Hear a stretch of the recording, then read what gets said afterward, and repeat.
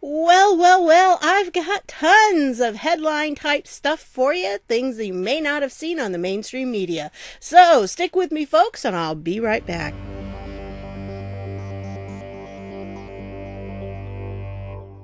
Hey everybody, this is Deb with Truthification Chronicles, and wow, just so many things have been going on, and then I, kind of had to take a couple days off here and there, and whew, back at it again. Here we go. So I've got lots of tabs open.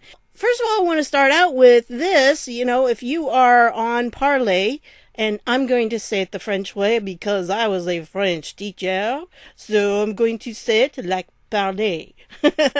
Okay, I think that's how it's pronounced. I don't know. I've heard people say parlor too, but I say parler because that is the French infinitive to speak. So that's what I always see it as. Anyway, I am on Parler now. I have not figured it out. I really haven't.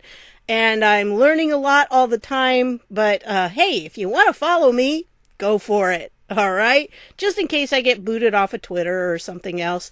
And I have no idea how to tell people what I am on here, but I guess it's Truthification Chronicles, all one word. Twitter wouldn't let me have it because it was too long, but evidently Parley's okay with it. So I went for it, and there we have it. I don't know, I probably should have put Ergo Supero so it fit with my Twitter account. And if you haven't followed me on Twitter, there's my Twitter account. So, I don't know. But anyway, I just thought I would point that out to you. I'm not on there very much, and I'm going to have to really learn how it works first, but I'm working on it, all right? And then I wanted to point this out to you because if you didn't get a chance to watch this is really good to watch. This is an interview by Don Jr., and he interviewed his dad. I think it was really nice, kind of as a Father's Day special. And he has a podcast called Triggered, and so he's been doing that, and this was just one of the episodes there. So if you haven't had a chance to see it, it's really good. I loved seeing the interaction between them. There wasn't as much as I kind of would like to have had, a little more father-son stuff going on, but, I think Don Jr. did a really good job interviewing him. He asked some good questions. So wanted to share that with you. As always, I put all the links down below if you're new to my channel. I always make sure that there are links down there in the description, and you should be able to find all these things and go to whatever interests you most. This was from the researchers on the board, and I wanted to point this out to you because I think it's just kind of funny. I'm not sure if you're familiar. I mean, some of my viewers are a little older and they may not be familiar with the term Karen, but a Karen is basically a woman who is usually kind of snotty about things.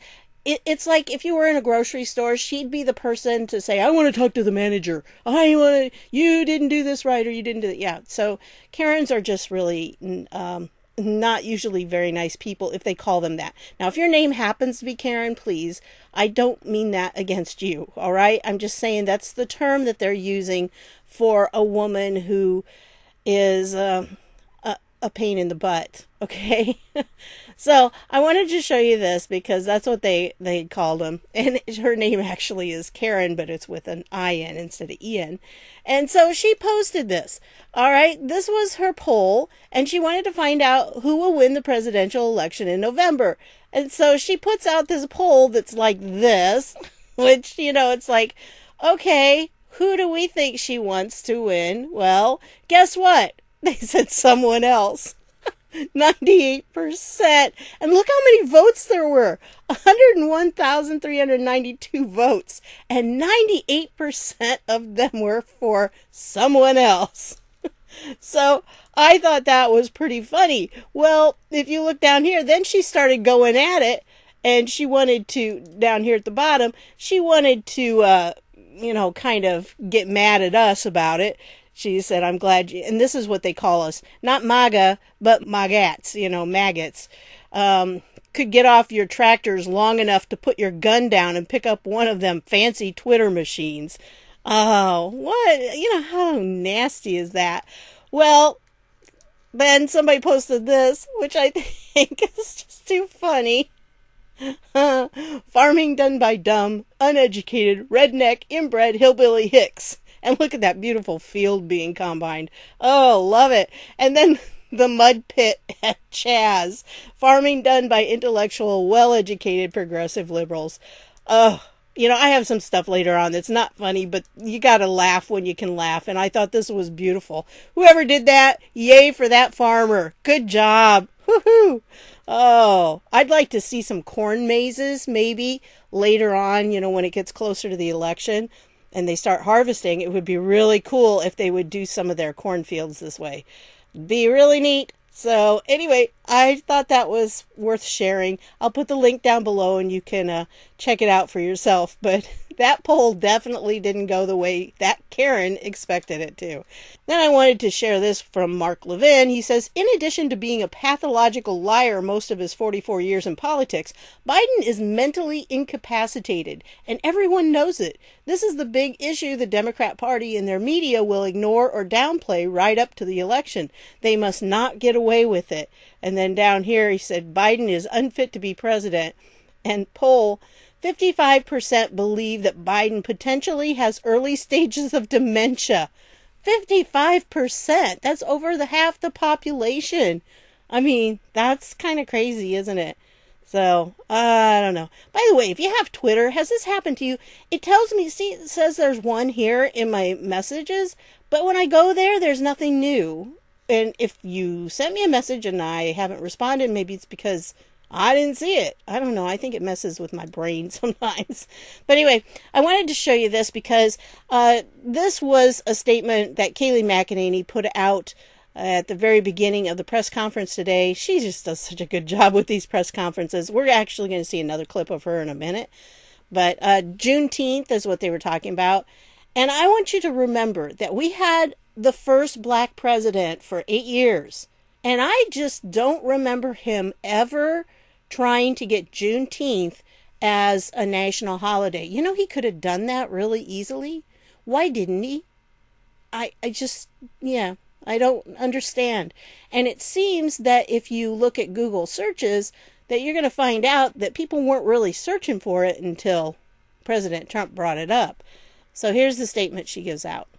And to share some words from President Trump, Juneteenth reminds us of both the unimaginable injustice of slavery and the incomparable joy that must have attended emancipation.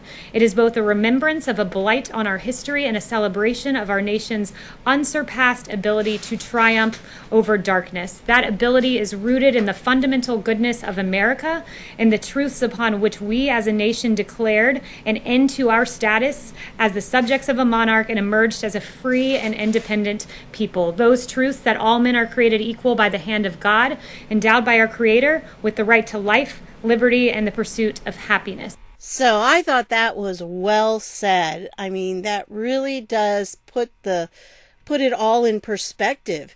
And, frankly, I think it would be a good thing to celebrate this. I think that we do need to recognize that, yes, we had this in our past, but that we did overcome it. And that's an important part of growth as a nation, that you can have these difficult times. And the Civil War was a horrible time in our country, where it was pitting brother against brother, basically. And we need to face that. We can't ignore it. We shouldn't ignore it because it did happen. It happened for a reason. And we need to remember that there was a freedom that came with that, because America is all about being free. And if we don't have freedom, if the people in America are not free, then our country is not worth having. That's the whole point of having a country based on the fundamental premise that all men are created equal. So I just wanted to share that with you. I thought it was really good, well said, and it was a great statement by President Trump. Now, these tabs are kind of mishmash. I tried to organize them a little bit, but I'm sorry. There's so many individual topics that it's hard for me to put them together in any semblance of order. So this time, just stick with me. They may not exactly be in the order you'd put them in, but here we go. This one is an article by Zero Hedge. And by the way, you do know that Zero Hedge got kicked off of Twitter, and so they're not on there anymore. But the mother of Atlanta cop charged with murder fired for creating an uncomfortable workplace. Yeah, the guy's mother was fired. I just cannot understand why we're punishing people that had nothing to do with it, for what someone did. And it makes no sense to me that you would do that because she had nothing to do with it. And, whether you think the cop should be charged with murder or not, I don't think his mother should be fired just because the others felt she created an uncomfortable workplace.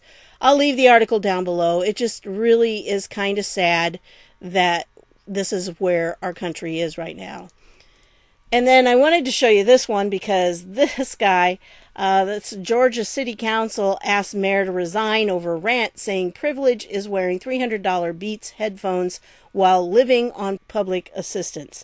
And he's the mayor of Bloomingdale. And, there he is. Of course, he is white. And I can understand why they might get a little upset, but really, here's what he wrote. And he makes some good points. You talk about privilege, and I happened to work at a school that was in a fairly low socioeconomic community. It was a rural community, true, but it was very low economically. And because of that, a lot of the kids that I worked with were definitely not privileged. I mean, they were at quite a disadvantage. In fact, a lot of them were probably just about as disadvantaged as people that were living in, like an urban setting. And it really kind of broke my heart sometimes. I mean, some of these kids lived in trailers that were pretty dilapidated. And, one kid, he couldn't take a shower at home because they didn't have any running water for months. I mean, lots of months. And he washed down at the creek and, this is happening around here, but they were white. Are they privileged? I don't think so. I think we need to really think about this whole concept of privilege. It's been promoted as, absolute gospel truth when I'm not so sure about it. And this guy makes sense in some of the things he said because, if you've got $200 sneakers, but you've never had a job, that doesn't seem like somebody who's not very privileged to me. That sounds like a person who does have a type of privilege. The headphones thing. Privilege is having a smartphone with a data plan which you receive no bill for. Boy, I'd like that kind of privilege. I don't have that kind of privilege. My data plan right now is very limited on my phone because I can't afford it. So, it's one of those things that what exactly makes privilege? And I think we need to step back from the emotions of everything that's been going on and take some time to really evaluate what we're saying when we say someone has privilege. What exactly is the privilege going to be? Is it going to be like these kids that I worked with who, there's one school, folks. For them to go to another school, it would be like a 15-20 minute drive to the school and then 15-20 minutes back. And they would have to find some transportation. And a lot of them just don't have the transportation at their disposal. There might be one vehicle for the family, or the family has, a farm and that's what they're working with. And they just don't have time to be running their kid back and forth to school.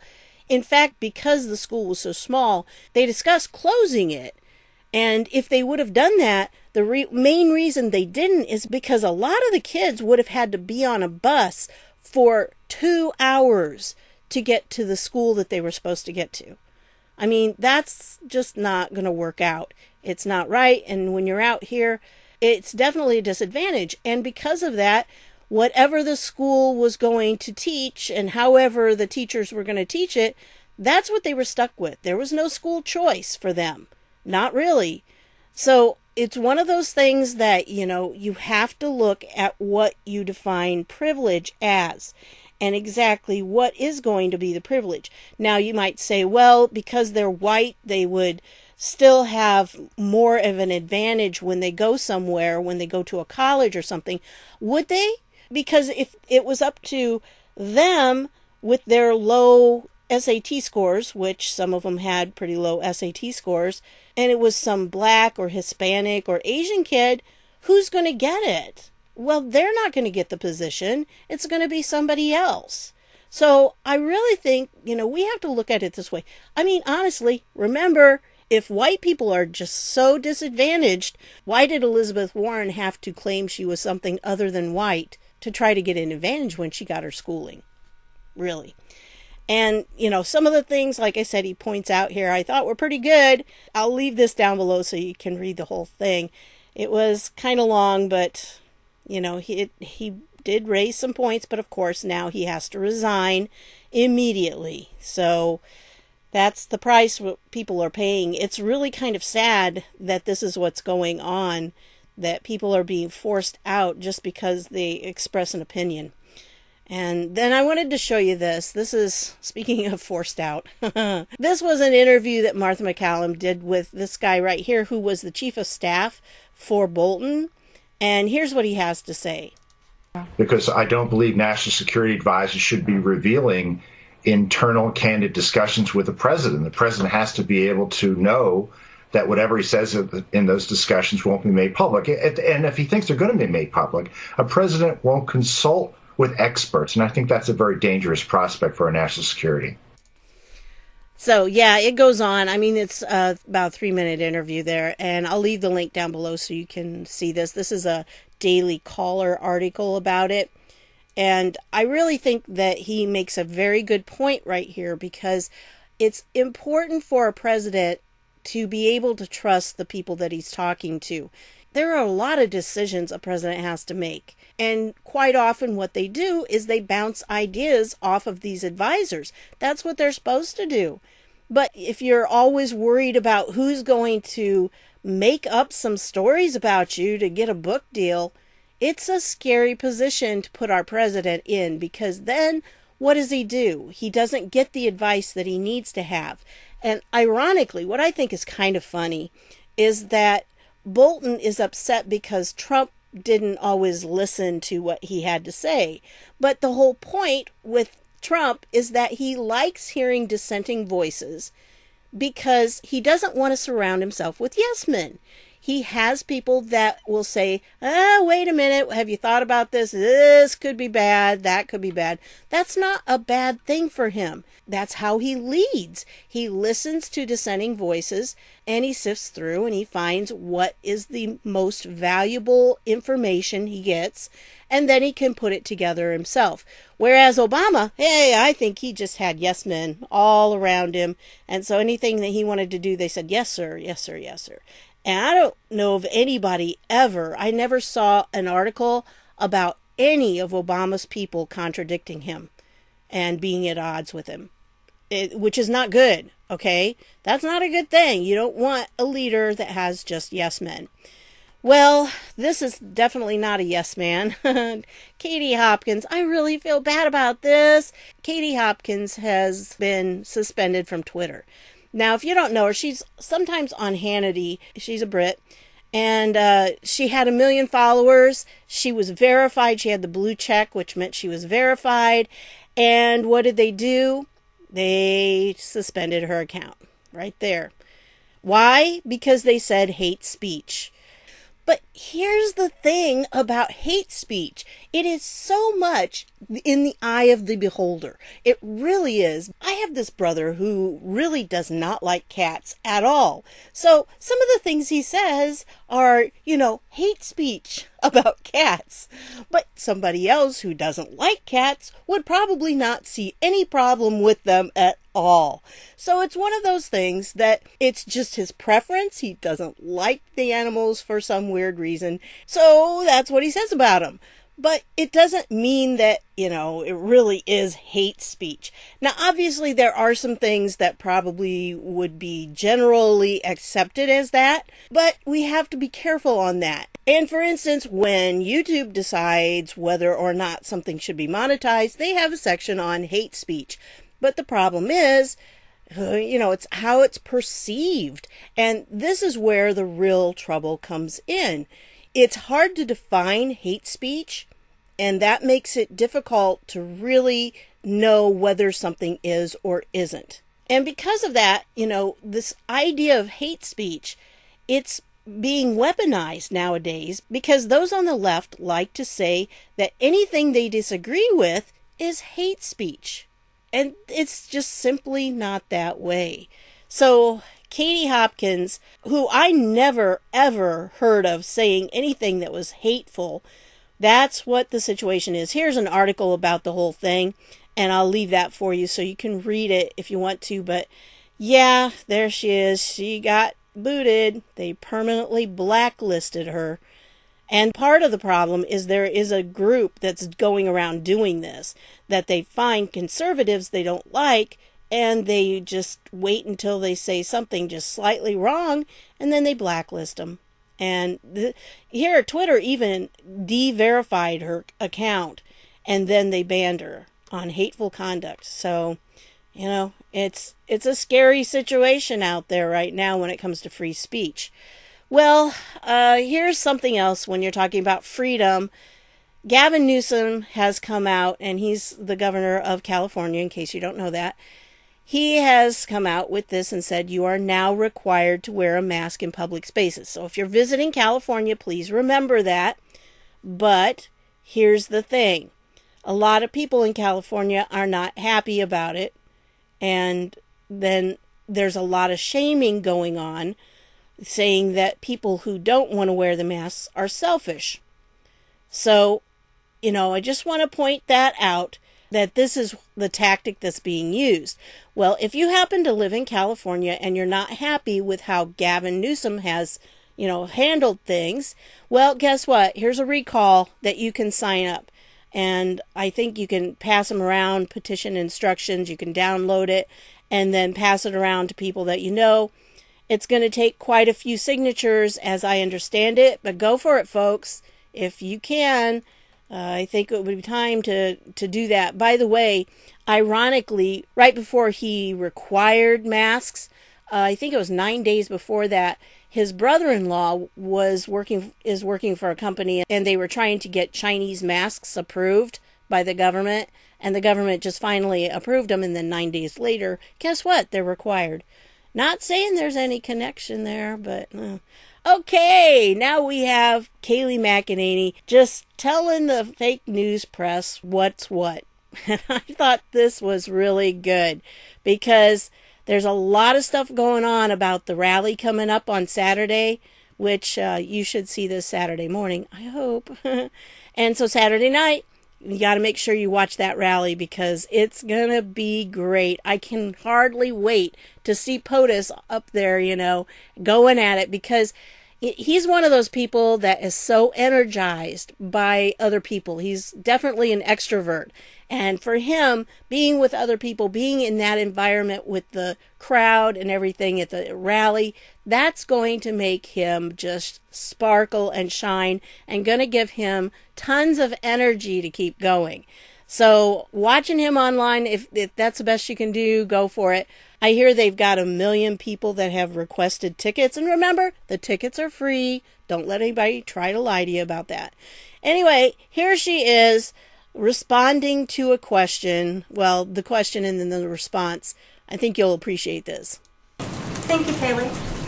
Given that the campaign had attendees of the rally on Saturday sign a waiver to indemnify the campaign if they should get sick with the coronavirus, would the president consider starting or contributing to a fund for the sick or the bereaved if we see a spike in cases come out of the rally Saturday night? I think that's a hypothetical and that's a speculative question. Yes. Thank you, Kayleigh. Looking towards the election, we know that the Biden campaign is pushing back on adding any additional debates to the schedule. How many debates would the president be willing to participate in? Yeah, so the president talked about this yesterday. The president is happy to debate when given the opportunity. Right now there are 3 debates, and he's happy with that, but certainly if others were proposed, he'd be willing to look at them. And he very much looks forward to those debates. One thing I would note, and I think it's just very important, especially as we go into the weekend and we begin to look at some of the news coverage out there, is that I would encourage all of you to cover the protest in the same way that you covered the rally goers. It's really quite something when you look at this extraordinary video by Media Research Center and Newsbusters, where you have multiple hosts on MSNBC, CNN, and CBS press boasting about the, quote, massive crowd. I mean massive, tens of thousands of people, thousands and thousands, up to 200,000 people, they exuberantly exclaim. But then they have grave concerns about the size of the Trump rallies. You have NBC contributors saying social justice over social distancing, but when the president looks to celebrate the accomplishments for minority and communities in this country, our rallies are derided as breeding grounds for coronavirus, while Lawrence O'Donnell celebrates arm-in-arm protests. So I really think that we should have internal consistency here in the way we cover large crowds. We should be guided by science, not cherry-picking science, as I see all too often on the airwaves, especially from CNN. She just smacked him down and walked off. Oh, I always love it when she does that. And earlier in this, she got into it with Jim Acosta. He was just being a jerk again. Such is life. But anyway, I wanted to share that with you because, the whole thing, it was leading up to what she had. She had already had that planned, I'm sure, at the end, that that's what she was going to do. But they've been whining so much about the rally, and it's like, have you looked at your own broadcasts and looked at how you've covered these riots and protests? Even if they're all totally, peaceful protests, people are hugging each other and everything. And the CNN and MSNBC news anchors, or whatever they consider themselves, are, they're saying how wonderful it is that they're doing this and people are coming together. And then the Trump rally, oh, can't do that. No. So here's one caution that I want you to be on the lookout for, because I tend to think what's going to happen is all these people from the protests, if these people from the protests start having, more people get the virus, then it's going to be blamed on the Trump rally. You just watch. Also, there are reports that they want to send in people who are COVID positive to the Trump rally purposely to infect people. So be careful, folks. Mask or no mask, I think it's going to be their choice. So, I think they'll be offered one if they want one. Well, this is something because John Kerry, he went to the Copenhagen Democracy Summit, and this was just like this past week. Well, he warns of revolution if Trump is reelected. Not only that, he's got his mouth going. Now, this thing is like 5 hours long, so his part comes up about 2:18, I think, 2 hours and 18 minutes when it really comes up. But this part right here, I wanted to play for you. Work together and get things done and have a better life. That's not happening today. We have people praising dictators and moving in the opposite direction. So I'm going to continue to believe this election will not be close. We'll have a mandate in America, and if it is close, we'll just have to deal with whatever the circumstances are at that time. Hopefully, we've laid enough groundwork with the legal barrier that we will be well prepared. Picking up on that institutional point, we've got an audience question in from Anders Pedersen, who is a journalist with the news site Congressin. And he is asking about what you think the future of American democratic institutions is if Donald Trump is reelected. And I'd throw in there all of the international organizations that the administration seems intent on either withdrawing from or undercutting. For example, sanctions on the International Criminal Court, withdrawing from World Health Organization, and so on. What was the beginning of the question? How worried are you about the future of American political institutions? So I guess the two sides well, are... I'm worried. Right now, our democracy is not working up to par. Very simple. Too much money in our system, far too little sensitivity to the plight of a whole bunch of people who are living far more unequal lives. The disparity of wealth distribution in our country has grown worse and worse by the year. So we have major challenges. And if people don't have adequate access to the ballot, that's the stuff on which revolutions are built. If you begin to deny people the capacity of your democracy to work, even the founding fathers wrote in the Declaration of Independence and Constitution, we have an inherent right to challenge that. And I'm worried that increasingly people are disaffected. What encourages me is this incredible spontaneous reaction to the killing of George Floyd by those police officers has unleashed a torrent of awareness that people see this unfairness now, and it's, I think, becoming a voting issue. It wasn't a voting issue. It may now become one.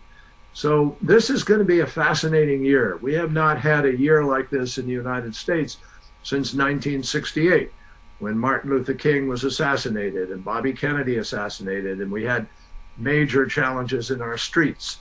I am more optimistic now that we're going to see a massive response and perhaps real change for the better. And that will strengthen America in the world. We'll have greater credibility in dealing with countries all around the world.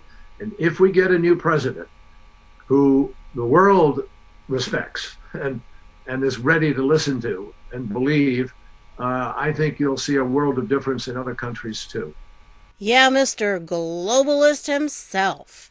And you should have heard, like I said, if you go back to the whole thing that he was talking about, he said some pretty nasty things. He said, really, we don't have a president. We don't have, a leader of the free world right now.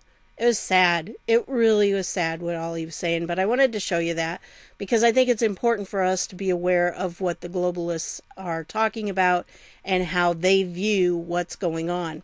And what I thought was really unusual when he was talking about that they seem to have things in place, but he was talking about judicially, and I'm not sure really what he meant by that they have things legally set up. And it kind of concerns me when he's talking about that. Not sure what all they have up their sleeve, but they think, and according to him, he appears to look like he thinks the whole thing, the election's in the bag for the Democrats. So I think they're going to be very surprised. Very, very surprised. But anyway, then I wanted to show you this. 12 officials have resigned or been fired from the Trump administration in the past 16 days. Yeah, there were 12 of them. Now, some of them have not been fired. They've resigned. And if you go through this list, this guy, you knew this guy was out because he was like the voice of America, Radio Free Europe, Radio Liberty. Trump has talked about him so many times, saying that they're putting lies out about the United States. So maybe once we get this under conservative control, it will actually tell people in the world the truth about the United States. So that'll be really nice. I couldn't wait for him to be out. And then down here, you've got another one that is Voice of America too. And again, same thing, because Trump previously criticized Voice of America for its story about the reopening of Wuhan, China. And so, yeah, I mean, Trump has been putting that out for a long time. So am I surprised? No, I'm not surprised. And here were some others from it. I'm not surprised at all that these people are gone. He's getting rid of the deep state. These are people that need to be out because they're not going to support what he's doing. Now, this one, I don't see anything wrong with this one because Noel Francisco seems to be a good guy to me. I've followed some of his stuff and, he's like the Solicitor General, which is the guy that would go before the Supreme Court to argue cases for the United States government. And I think his departure, it says his departure was expected. I think he was planning on resigning, not because of any problems or anything, just because it was time. It's a tough job, believe me. And then this guy too, I don't know anything about him, Jody Hunt, and he was the head of the DOJ's civil division, but he resigned, and it says no reason given for his departure. This guy right here, Brian Benskowski, he resigned, and I think they knew that, it says his departure was planned, and nothing bad there as far as I know. So, but this one, oh yeah, this one was ousted for a reason. This was one of the guys that played a role in Mike Flynn's prosecution. So yeah, he deserved to be ousted. Goodbye. So, then there's some State Department people. I don't know anything about her. but she did seem to not be happy with the president's comments and actions. And so then there's this one right here. Was an official overseeing international security affairs, and the White House nixed her nomination due to disloyalty to Trump. Well, they say disloyalty, but the thing is, when they say that, it's not disloyalty. It's really that they're just not going to support the president's agenda. And he's the one we voted for. So if you can't support his agenda and his policy, then you need to go bye-bye. That's just how it works, or how it should work. Here's another one that she was part of the Ukraine thing. She was the one that warned the administration that Trump's freeze on military aid to Ukraine was likely illegal. Yeah, she needed to go. She was part of that garbage. This one right here was upset because of the Lafayette Square thing, and he thought that Trump was out of line to do that. Well, again, goodbye. If that's where you're going to be, you can't support our president, you need to go. And so it looks to me like most of the people that left needed to go. And there were about 2 or 3 that were just, it was time for them to leave, and they were looking for other jobs. It was okay. It would be hard to work in government all the time because you're constantly being badgered by people. Well, I wanted to point this out to you because Mike Pence says all lives matter. That's not a bad thing, okay? And he wouldn't say the phrase they wanted him to say. Is that a problem? Well, it evidently was for CNN. But when they say that, when they question that term, you have to say, well, if all lives don't matter, then do you mean only some lives matter? And which lives are those? Who gets to pick which lives matter and which lives don't? So if all lives don't matter, does your life matter? Do the lives of Hispanics matter? See, you can't just single out one race. You have to say all lives matter, because the very reason all lives matter is because we have been endowed by our Creator with the value that we have. And He instilled that in all human beings. It doesn't matter what color your skin is. We all matter in the same degree to God. And I understand what they're trying to say, but unfortunately, this whole movement has been hijacked. And we need to remember that when people are so focused on this, that they forget that all lives matter. And it shouldn't matter what the color of your skin is, because remember, Martin Luther King Jr., that's what he wanted. That was his dream, that people would be judged by their character instead of by the color of their skin. Anyway, I had to point that out to you. Well, this one, the UN human rights experts. Guess what they said? They expressed profound concern over a recent statement by the U.S. Attorney General describing, that group and other anti-fascist activists as domestic you-know-whats, saying it undermines the rights to freedom of expression and of peaceful assembly in the country. And we know that that flag has also been used in Germany and the rise of that particular regime. So, let's go on. Well, Mitch McConnell's house got attacked. Well, not really attacked, but there was a protest outside his house. 6 a.m. Yep, there it is. So, it's not just happening in regular business places. It's happening all around. And if you're not aware of all the things that have happened to the Republican members of Congress, it has been incredible for the last 3.5 years. So many things have happened, but it's never reported in the news.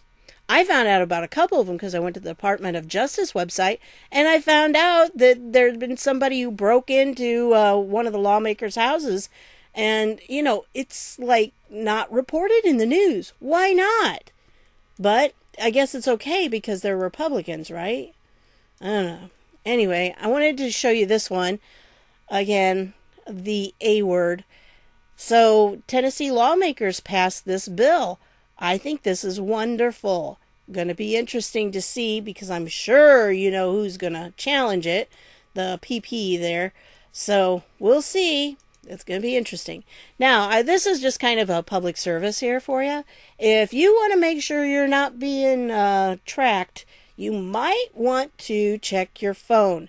Now, this says iPhone, but also down here it has for somewhere. It has Android down here too. And yes, it does for Android. You do this. So, and yes, it is on there. I checked mine, and sure enough, it had it on. It was not turned on because I don't keep my Bluetooth on. But if you keep your Bluetooth on, you might want to check it because, yep, that's what they're doing. All right, and then I want to play this because I want you to listen very carefully to this. This is Brad Parscale, who is President Trump's campaign manager. We've spent the last 3 years building some new technology we have not revealed yet. I'm not going to reveal it here because it's a secret, but next time I see you alone, I'll talk to you about it. But we have a way, we're going to converse with 100 million Americans that we need to get out to vote directly, without the media in the middle, without social media in the middle. We have a way to do that that's been unprecedented in American history. And when we turn that engine on, we're going to be able to deliver votes and bring a GOTV, get out the vote effort that's never been seen in American history. Wow. Yeah, it makes me wonder what it is. They've got some kind of technology that's going to allow them to bypass the media. What a difference this is going to make. Can you imagine? So I don't know how they're going to do it, and he's not telling, but he probably told Rudy after the recording part was off. But hey, sounds good to me. I think that sounds exciting. And the last thing I want to leave you with is this. Now, I wish I could play the whole thing for you because it was a spectacular speech. He started out, he was in tears at the beginning. I mean, it was hard for him to gather his emotions together and make this speech. But I think he did a really good job. We're just going to listen to part of it, and you really need to see the whole thing. I'll leave the link down below so you can watch the whole thing. But on the other side, they're wanting to race bait on tokenism. While this legislation will provide resources for body cameras, for anti-lynching, for de-escalation training. But no, we can't concern ourselves with the families I sat with at the White House yesterday and in my office yesterday.